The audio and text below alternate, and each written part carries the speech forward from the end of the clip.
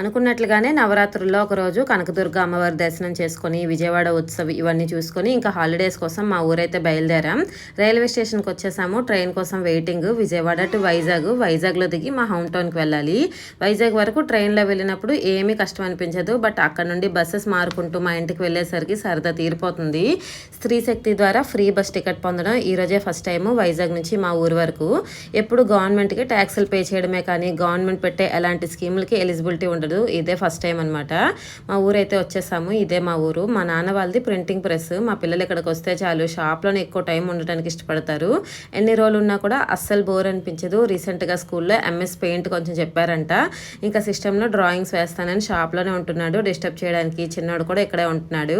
ఈరోజు స్పెషల్ అయితే నాటు పుట్టగొడుగులతో బిర్యానీ చేశారు. చాలా బాగుంది. ఈ నాటు పుట్టగొడుగులు అసలు మాకు దొరకవు. విలేజ్ వచ్చినప్పుడు ఇలాంటి ఐటమ్స్ అన్నీ తీసుకొస్తూ ఉంటారు. వీడియో నచ్చితే లైక్ చేయండి.